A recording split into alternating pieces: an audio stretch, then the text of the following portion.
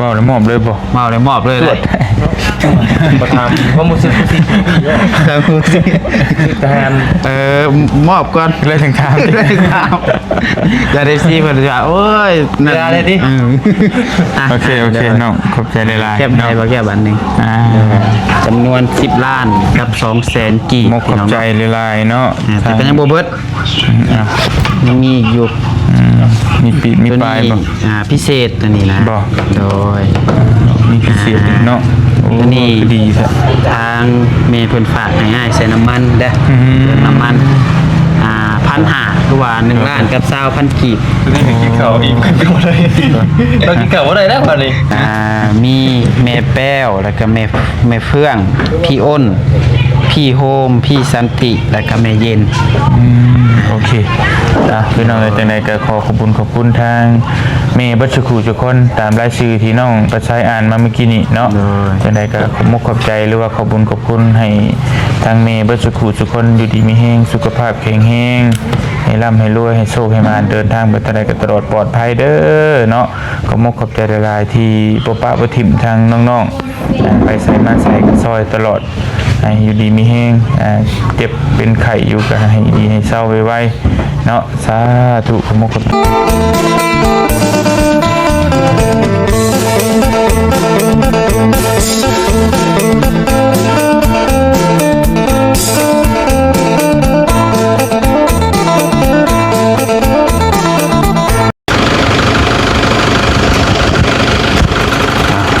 โด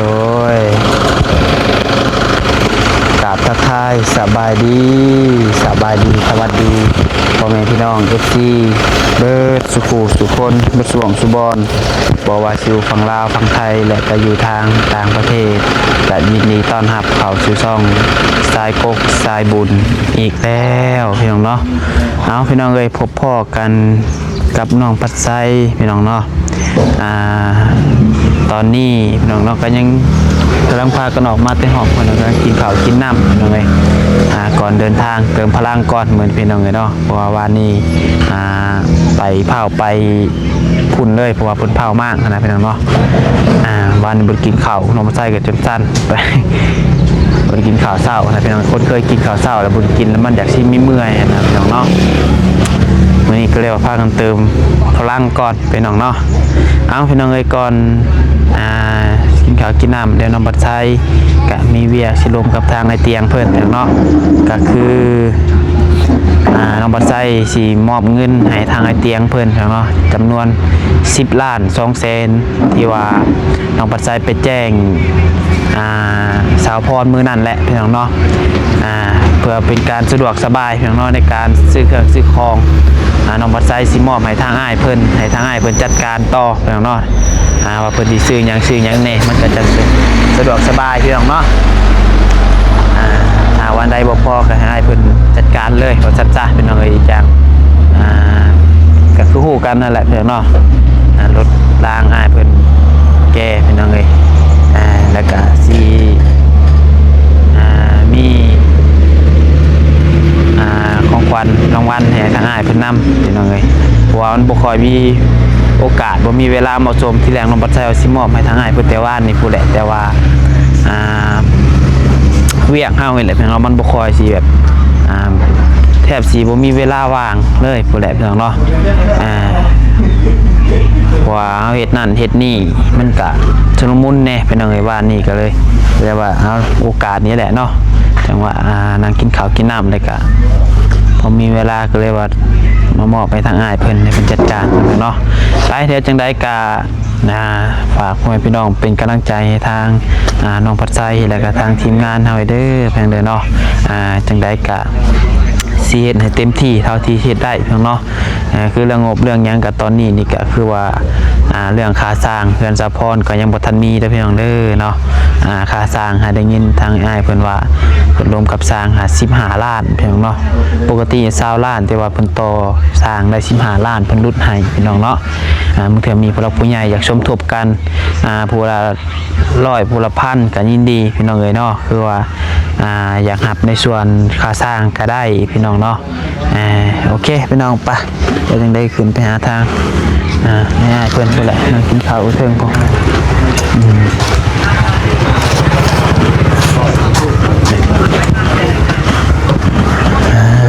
น้ำนอนกับข้าวกินข้าวกินน้ำก่อนเป็นยังไงสบายดีเด้อสบายดี เข้าพี่น้องเลยนะเข้า เลย มาเข้าถึงปลา นั่นแหละ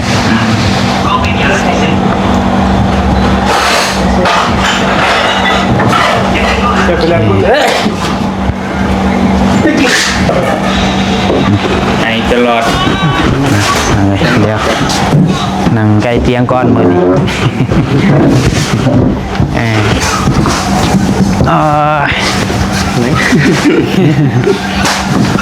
น่านั่งใกล้สิแล้วบ่ได้บ่ มีนิ้วนั่นหนังกัน ฮะ มีนิ้ว เสื้อแขนยาวฮะมีเอ้าบ่มักใส่เสื้อแขนยาว มีบ่ เจ้าเอามาอยู่บ่ซะ เอามา เดี๋ยวสิซื้อซอยอยู่เดี๋ยว2ตัว เราจะเอาใส่เลยบ่จะใส่เลยบ่ อยู่ใส่อยู่รถบ่ ดูรถก็มีให้เราจะเอาก็ได้ เอาก็ได้จ้ะยังบ่ได้มีจักตัวเลยเฮาก็ได้ว่าสิซื้ออยู่ คนที่สองตัวเลยซอยละ เดี๋ยวสิซื้อให้ชาเบลตัวหนึงซื้อใส่ตัวหนึง คนละตัวนั่นเองเอามาพี่น้องเนาะเข้าเรื่องกันเลยโดย โอ้การเสียเวลาก็คือทางน้องปัดไซสีมอบเงินจำนวน10.2 ล้านให้ทางอ้ายเด้อให้อ้ายจัดการเลยเรื่องเงินเรื่องซานของสะพรเพิ่นหั่นน่ะ โดยได้ในนั้นก็ได้ในใดก็ได้บ่ยาก เพราะว่า อยู่น้ำกันอยู่แล้ว เพราะว่าซื้ออุปกรณ์หยังมันก็ยังสะดวกสบายให้ เป็นชื่อเนาะเดี๋ยวต้องใช้รถไฟเพิ่น โดย ปาก เนาะ บ่ได้มอบเลยบ่ เมาเลยมอบเลยเลย บ่ถามเพราะมุสิทหาร มอบก่อน เลยถึงถาม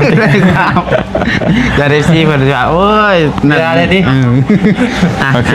น้องขอบใจหลายๆ แก้มให้บ่แก้บันนึง ทำมาหวังโต๊ะบอก เห็นอยู่บ่ ได้ แน่นอนว่าเป็นพี่ชายของเราขอบคุณพี่ชายของเรา จำนวน10 ล้านกับ200,000กีบ มกขอบใจหลายๆเนาะ แต่ก็ยังบ่เบิดยังมีอยู่ มีปีมี ตัว ปลาย นี้ บ่ พิเศษตัวนี้นะ บ่ โดย มีพิเศษเนาะ ตัวนี้ ดีแท้ ทางเมย์เพิ่นฝากให้อ้ายใส่น้ำมันเด้อน้ำมัน1,500คือว่า1 ล้านกับ20,000กีบ นี่ถึงกินข้าวอิ่มกันหมดเลยเรากินข้าวว่าได้แล้ววันนี้ ฮะ เราจะกินข้าวอิ่ม ยิ่งกินข้าวแซ่บเลยได้เงินเติมน้ำมันเนี่ยเนาะ เงินเหรอ ตะกี้ยังคิดยากโอ้ตายเอาเงินเพื่อเติมน้ำมันกลับเงิน เดี๋ยวน้ำผู้กองกันแหละ กับไม่ได้เติมช่วยคนนี้เนาะพี่น้อง กับมันเปลืองนะพี่น้องเลยเขาขึ้นภูเขาเขาใส่เฮงขึ้นบ่คือเขาเล่นทางเรียนอยู่บ้านน่ะมันก็ประหยัดแน่นี่มันใส่เฮงอู้เปลืองรู้สึกว่าบาปลงอยู่น้ำมัน เกียร์ตลอดเนาะ แม่ เกียร์ตลอดนั่นนี่ คือคนเฮาแหละเอาว่าง่ายใช่ย่างขึ้นพูน นี่กินแต่น้ำสิเดี๋ยวกินแต่น้ำได้ผลคนก็ ต้องใส่พลังนั่นแหละ โดยจะได้ก็ขอบคุณในไลน์เดอร์ทั้งมี เดี๋ยวหลายคนเดี๋ยวมัน บ่ให้น้องเพิ่นอ่านก็ได้ โดยเพิ่นสมทบการเงินก้อนนี้ก็ได้เพิ่นผู้เดียวตั้งแต่เพิ่นฝากมาเมื่อกินสินดาดพุ่นแหละ โดย แป๊บหนึงเป็นยังไง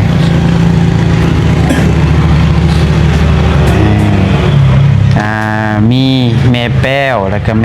ม่เฟื่องพี่อ้นพี่โฮมพี่สันติแล้วก็แม่เย็น โอเคพี่น้องจังไดก็ขอบคุณทางเมย์บัชคูทุกคนตามรายชื่อที่น้องกระชายอ่านมาเมื่อกี้นี้เนาะจังไดก็ขอบใจหรือว่าขอบคุณให้ทางเมย์บัชคูทุกคนอยู่ดีมีแรงสุขภาพแข็งแรงให้ร่ำให้รวยให้โชคให้มาเดินทางไปทางใดก็ตลอดปลอดภัยเด้อเนาะขอบใจหลายๆที่ปะปะบ่ทิ่มทางน้องๆไปใส่มาใส่ซอยตลอด ให้อยู่ดีมีแห้งเจ็บเป็นไข้อยู่ก็ให้ดีให้เศร้าไวๆเนาะสาธุขอมกขอบใจหลายๆทั้งบ่เตียงเองกับทีมงานก็สินำใช้เงินจำนวนนี้ให้เป็นประโยชน์สูงสุด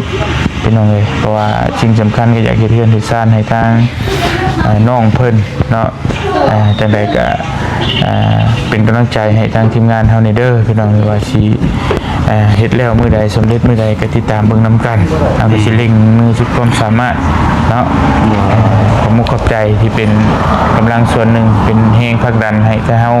มีแรงสู่ต่อไปอีกเนาะบ่ว่าสิเป็นเงินเลี้ยงข้าวเลี้ยงน้ำเติมน้ำมันก็ขอบคุณขอบมกขอบใจจากใจอีหลีพี่น้องเนาะถ้าบ่มีผู้ใหญ่ใจบุญเฮาก็คือสิจักสิอยู่ได้ฮอดมื้อใดนะขอบคุณหลายๆเด้อเนาะสาธุมกขอบใจอีกรอบนึง มีแต่ว่าทางเฮาก็กินข้าวแล้วก็สิไป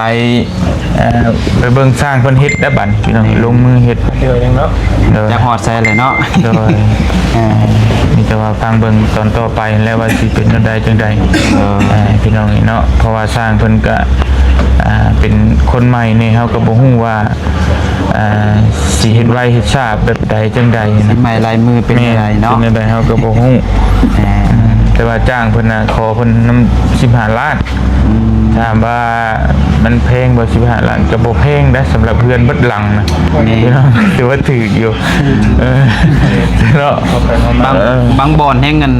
ได้แต่ยกเสาเนาะ แม่นซอยแหละซอยเฮา ครอบครัวที่ประสบภัย ถือว่าเพิ่นก็อยากซอยพี่น้องก็ฟังเบิ่งเนาะแต่ว่ามันแล้วไว้ก็สาธุให้พี่น้องเลยน้องกับเผาจากเมื่อแหละเพราะว่ามันหลายอย่างหลายแนวนะพี่น้องเอง งานทางนั้นกันเนาะ เนี่ยทั้งงานการทั้งบ่เตียงกับแม่และกับเผาลงไปเปลี่ยนเบาลี่เนี่ยต้องได้พาแม่ไปฟอกไตต้องเปลี่ยนกันนะพี่น้องเนาะเอาชิ้นเนื้อหนาดก็บ่ได้ขึ้นมานี่ก็จักมือเลยวันที่ยังเฮาขึ้นมาจำได้อยู่บ่ วันพุธ วัน ที่ ที่ ยังจะวันพุธจิบจัก อันนี้อาทิตย์นึงนะนี่ อาทิตย์หนึง มื้ออื่นนี่ก็8มื้อนะวันพุธมื้อครบรอบวันพุธ อาทิตย์หนึงของสันซะเนาะตัวขึ้นมาอยู่เมือง ลองแจ้ง หนองแจ้งแข้งชัยสมบูรณ์พี่น้องเลย วันอาทิตย์ก็เบิ่งในปฏิทินก็ได้วันพุธที่ผ่านมานี่วันที่17 เห็นบ่อ๋อ 17 7 18 19 20 21 22 23 ยังเวลาอีกจะมื้อนี่บ่ 1 2 3 4 5 6 7ยังเหลืออีก1 2 3 4 5 6 7มื้อยังเหลืออีกอาทิตย์นึง บ่เดือนนี้เนาะ เดือนเลย ย่านจังหวัดต้นเดือนผู้ประจักษ์จังสิได้กลับเนาะ ย่านเบิ่งครับ เพื่อ เพื่อนนี่ได้เลยมันมีเครื่องพ่อนี่วัน2 อาทิตย์เป็นเรา เต็มที่แล้ว2 อาทิตย์ อาทิตย์หนึงนี่ยากเลยสิแล้วคันว่าบ่ไหวอีหลีเนาะคันว่าคนบ่หลายอีหลีคนหลายก็คือเก่ามันต้องใช้เวลาบ่จักเทคานบ่จักนั่นนี่นะเป็นยังไงมันก็ต้องตามขั้นตอนเนาะ เดี๋ยวพังเบิ่งแต่ว่าเฮาเงินเฮาหลายงบมาหลายก็สิจ้างเพิ่นอีกเดี๋ยวว่าถามเพิ่นให้เพิ่นหาคนงานมาหลายๆนะหาลูกน้องมาหลายๆนะมันจังไวขึ้น เพื่อจ้างเพิ่มเพิ่นสีเฮ็ดเพิ่นคืนตรงนี้เพิ่นเลย พิเศษบ่ โอ้อาหารก็เรียกคืน นี่คือพอสร้างได้กลางคืนมันก็เฮ็ดได้นำ เลยนะครับ สปีดเนาะสปีดเอา อย่างเร่งติเดี๋ยวเรียกแค่4ชั่วโมงบ่แห้ง ถามเบิ่งเพิ่นอีกเทื่อนึง แต่ว่าค่าส่งค่าสร้างยังได้มีพอแล้วบ่ จังว่าทั้งว่าถามว่ายกตัวอย่างคือสมมุติว่าเท้าหักไปเป็นค่าช่างมันก็พอตอนนี้แม่นบ่ล่ะ โดย วันนี้เฮาสิเอาไปซื้อเครื่องอีกเด้ มันสิบุกไปอีกถ้าเก็บไปแต่ค่าช่างมันก็มีอยู่นำอ้ายก็มีตอนนี้นะถ้าสมมุติว่าทั้งอ้ายนี่สิเก็บไปค่าช่างนี่มีแต่เอาตัวนี้ตัวเงินของน้องนี่ไปซื้อ ไปซื้ออุปกรณ์เนี่ยมันสิพอบ่นี่ยกตัวอย่างเลยกะ แม่นเพราะว่า เงาแบบคือใจเย็นบ่ เห็นบอกก็จะสิพ่อไอ้ พอเดี๋ยวบ่ กับพังเบิ่งนะ มันยังลายเนาะ แม่น บ่จักเอาลูซิ่งอีกพี่น้องเอ้ย แม่ทั้งแต่รู้สึกมันบ่เรื่องเฮ็ดเฮือนน่ะมันมีจิกๆจับๆยิกๆหน่อยๆนะพี่น้องเนี่ยมันคือบ่ลายก็ลายเด้ยกตัวอย่างนี่เฮาไล่แต่สังกะสีปุ๊บนี่สมมุติว่าซื้อก็ซื้อรู้สิ่งมันบ่ได้แล้วเด้พี่น้องเนี่ยบัดน็อตตะปูขอบข้างมันไม่เชื่อล่าเฮ็ดทั่วนี่ได้หมดนะมันคือมันก็ลายขึ้นมันลายนะพี่น้องเนี่ยจะ แต่ เห็น ว่าอันไล่ให้มันเป๊ะโลดกับมันเถื่อมันนั่นน็อตเน็ตบ่พออีกเด้เนาะ แม่น ไมเซล่าบ่พออีก แม่ เออ เคยมีได้พี่น้องเลยเฮาไล่ให้เพิ่นเป๊ะเลยนะงบนะ นั่นคือ แต่บ่พออะไรเฮาได้จกเงินตัวเองซะอีก นี่นั่นคือไปจังหวะที่เฮาไปสร้างอยู่ห้านนี่มันน้อย เด้อ มันน้อยบัดเพิ่นสิไปชงเพิ่นคิดค่าชงอีกบัดมันตัวนั้นอีกนะมันส่วนต่างอีกมันก็หลายอย่างนะมันเว้าหลายอย่างอยู่ นี่จะว่าเบิ่งกันไปเรื่อยๆเนาะว่ามันสิไปฮอดไสเฮาก็สิอัปเดตให้เบิ่งเรื่อยๆอยู่ดอกพี่น้องเลยยังบ่ทันเว้าว่าได้หยังนี่พอหยังนี่ยังบ่ทันเว้าแต่ว่าเรื่องอุปกรณ์นี่ก็เฮาก็ยังบ่ฮู้ว่ามันต้องสร้างต้องบอกว่าอันนี้ซื้ออันนี้มาเด้อซื้อนี่มาเด้อเฮาก็ยังบ่ทันฮู้นะโดยบัดนี้บล็อกที่เฮาจำนวนเฮาสร้างก็จักสิพอบ่พอบัดเฮอีกเด้อบัดนี้ แม่จะใส่จักรรถเนาะ แม่นมันก็หลายอย่างอยู่นะพี่น้อง อย่างนั่นแหละ ก็พังเบิ่งซะเฮาก็จังสิอัปเดตให้มันไปฮอดนี้แล้วเฮาจังสิบอกว่ามันได้ฮอดนี้แล้วก็จังว่ากันอีกเทื่อนึงนะ โดย พี่น้องเอ้ยยังเว้าไปก่อนบ่ได้ จักปูนบ่จักเล็กนั่นแหละพี่น้องเนาะ แม่น สุด จนเช้าแล้วพุ่นแล้วเฮาจึงสิประกาศว่าโอเคจบสมบูรณ์บริบูรณ์จังเทื่อเฮาได้ซำใดซำหนึงเฮาคิดว่ามันพอแล้วเฮาประกาศว่าหยุดพอแล้ว มันบ่พอก็มี แต่ว่ามัน พอกันเนาะ เนี่ยให้มันพอก่อนถ้าว่ามันถ้าเฮานกตัวอย่างคือบ่เตียงนี่ถ้าว่าได้มีสมทบมันเหลือแห่งดี แม่ เฮาก็สิได้ปูกะโลท่าสีแล้วก็เฮ็ดห้องน้ำอีกเด้เป็นครัวให้เราอีกเด้เนาะมันจะไหล เพราะว่ามันยกตัวอย่างที่เอาโตเงินคือ โตเฮือนได้ซื้อได้ บ่ นี่ ได้ว่าถือเรื่องของงาม แม่นยังบ่ได้เว้าเรื่องกี่ปูกะโลปูยังบ่ทันได้เว้า ว่างบเรือตัวนั้น แม่นสมมุติว่า ในคันว่ามันเรือแล้วมันดี แม่นเขาบอกนี่เฮาเร่งจากสปีดให้มันได้ตัวที่แบบก่อโบกดังคาติดประตูประต่างเรียบร้อยซื้อเทพื้นเรียบร้อยซื้อยังบ่ทันเว้าเรื่องตกแต่งให้มันงามนะตกแต่งมันงามอีกต่างหากอีกส่วนหนึงอีก โดย มีแต่ติดตามไปน้ำกันเนาะเฮาก็สิอัปเดตให้เบิ่งเป็นระยะเป็นช่วงตอนต่อไปพี่น้อง โดย รูปได้แล้วบ่ ผู้กอง สิกลับมือใด ก็ประมาณกับวันเสาร์ วันเช้าร์เว้า เลยเพราะว่าลงเมื่อวันเสาร์วันอาทิตย์เขาวันจันทร์ก็ต้องได้มีนะ ฮอดบ่ ฮอดบ่เพื่อในบ่ จะคือสิฮอดไปที่2มื้อกัน มือนี้ที่สดใส กันว่ากันแล้วแต่กับ วันเสาร์ ที่ก็อารมณ์ได้อยู่ที่มัน วันเสาร์ เลย วันอาทิตย์ที่แรกเพิ่นว่าสิกลับมาวันพุธบ่ แม่น แต่ว่าก็อยากอยู่อีกนะเพราะว่าอยากซอยเพิ่นอีกนิดน้อยนะ ใช่มาเลยเนาะ แม่น แล้วคุยกับเพิ่นแล้วเพิ่นบ่อนุญาต เว้าอยู่ว่าแล้วแต่ลูกยานเขาลงกวดคนอย่างมันยากก็ได้ แต่มันก็ยังมีแบบว่าบ่100%อยู่ โดยแม่น ลงมา แต่ก็เลยตัดสินใจกลับก่อนเนาะ แม่นกลับก่อนก็ต้องได้กลับมื้อวันเสาร์ โอเค บ่เกินวันเสาร์ว่าซั่นซะเนาะ เพราะว่าวันเสาร์จะได้ลง ไปเมื่อเราพบกันด้วย แต่กันยังหลายมื้ออยู่ใช่ ตรงนั้นก็น้อย แต่ นี่ หากะคานใน3-4มื้อ ปกติว่าสิกรรมมื้อวันพุธวันนี้โทรหาเรายืนเวลาอีกมันฮอดวันเสาร์ซะ ก่อนยืนได้อีกต้องทำมื้อเนาะ จะได้ไปอยู่โรน ยืนไม่ได้นี่คือมื้อเรากลับเด้ แม่น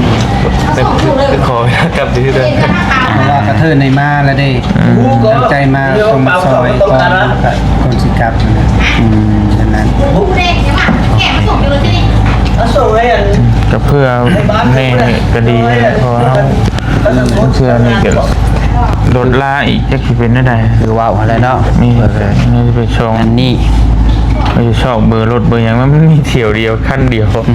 โกวันนั้นนะพี่ละ เพื่อออกวิทย์อันนี้นี่ก็บ่ง่ายเลย นี่ถ้าว่าคืออยู่ทางใหญ่อยู่เส้นทางในคลิปชามเนี่ยบ่งอแล้วกันเนี่ยเมื่อตอนใดก็ได้น่ะ ไม่อยากแล้วกัน ตัวนี้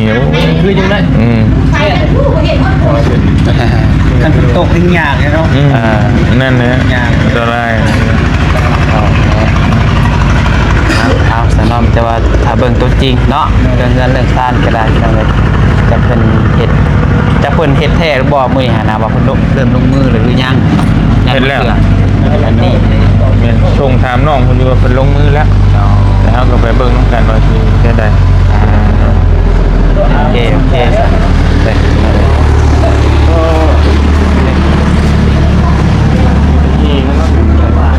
แม่นหาสั่งให้อีก แห่ก็จะลดเท่าไรเนาะไปซะพี่น้องเนาะเดี๋ยวก็โตกินข้าวก่อนซะบัดนี้ โดย กินข้าวกินน้ำก่อนเดี๋ยวจังว่ากันพี่น้องเลยสบายดีเด้อ โดยลาเลยบ่ โดย เอาอยู่ดีมีเฮง โดย กินข้าวน้ำกันเด้อพี่น้องเด้อ อ้าวโอเคพี่น้องเนาะหลังจากที่ว่ามอบเงินมอบหยังให้ทางเตียงเพิ่นแล้วพี่น้องเนาะก็คือว่านำน้องปัดไซตอนนี้เรื่องงบสะพรบ่มีเด้อพี่น้องเด้อแต่ว่าถ้าหากว่ามีมาใหม่ก็เดี๋ยวน้องปัดไซสิแจ้งอีกเทื่อนึงแต่ว่าตอนนี้นี่ยังบ่ทันมีพี่น้องเอ้ยเนาะก็ถือว่าเบิดแล้วพี่น้องเอ้ยจำนวน10 ล้าน 2 แสนพี่น้องเอ้ยแล้วก็บวก1 ล้าน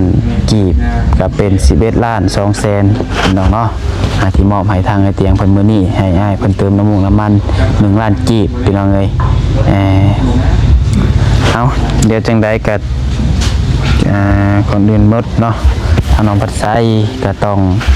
ขอขอบคุณทางแม่แป้วและก็แม่เฟื่องพี่อ้นพี่โฮมพี่สันติและก็แม่เย็นหลายๆเด้อที่ไว้เนื้อใส่ใจให้ทางโลกปัดไซเป็นสะพานบุญให้ในครั้งนี้ได้ก็ขอให้พ่อแม่บัดสุขคนนั่นแหละเนาะที่ซอยมาคือว่ารวมทำบุญในครั้งนี้ขอให้มีแต่ความสุขความเจริญเด้ออยู่ดีมีแหงความเจ็บอย่าสุได้ความไข่อย่าสุมีปรารถนาสิ่งใดก็ขอให้ได้สิ่งนั้นทรงความมุ่งมั่นปรารถนาอย่าเจ็บอย่าจนลำรวยเป็นเนื้อลองไตก็ขอให้เดินทางปลอดภัยมีแต่คนหักคนแพงเด้อให้มาทางนี้ก็ขอให้กลับคืนไปหาทางพ่อแม่ร้อยเท่าพันเท่าแสนเท่าเนาะธุรกิจการงานยังก็ขอให้เจริญรุ่งเรืองที่สำคัญสุขภาพร่างกายแข็งแรงเด้อพร้อมด้วยครอบครัวถูกพี่น้องเนาะพอดีว่าเมย์มันส่งมา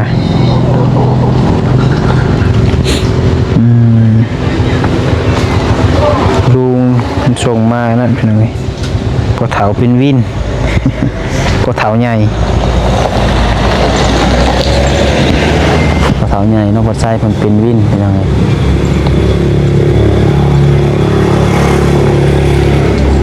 80 ปลายแหละแล้วก็แต่ว่ายังแข็ง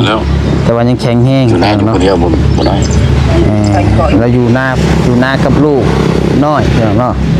เมียกับน้ากับป้าพี่น้อง เมียป้าซ้ำเถ่าแล้วก็ได้เมียเด็กแต่ว่าเมียป้าพี่น้องเนาะเป็นวินมาเตน่าอะไรเป็นวินพี่น้องเมย์ส่งมาบอก คนเฒ่าเราล้มแล้วเป็นวินเสียวเรามาคุณหมออยู่นี่คนลูกค้าก็กำลังเขาหานกำลังหลายมือนี่กันคนกัดหลายจากที่ได้เมื่อตอนไหนแหละ เป็นวินพี่น้องเลยแล้วโบยอมเขามาอยู่บ้านนำพี่น้องเนาะว่ากับบุหูว่าเป็นอย่างพี่น้องเนาะคือลูกๆแล้วเต้านี่กะอยากให้เพิ่นมาอยู่บ้านอยู่เฮือนนั่นแหละพี่น้องเลยแต่ว่าเพิ่นกะโบมาพี่น้องเนาะแต่กะบ่เป็นอย่างพี่น้องเพราะว่าทางลูกเต้าเพิ่นกะอยู่กะบ่ได้เป็นห่วงปานใดดอกพี่น้องเนาะไปซะพี่น้องเอ้ยสำหรับคลิปนี้น้องบัดไซก็สิขอตัวจบคลิป ไปกินข้าวกินน้ำก่อนแล้วก็สิพู้นแหละเดินทางไปเบิ่งเฮือนซ่านของทางสาวพรเพิ่นเนาะโดยสำหรับคลิปนี้ก็ลำลากันได้พังเด้อผิดพลาดประการใดขอโทษขออภัยนำเวลาอยู่ดีมีแฮงเบิดสุขคนพ่อแม่พี่น้อง FC ที่เป็นกำลังใจให้โดยตลอดมาสำหรับคลิปนี้ไปแล้วสบายดี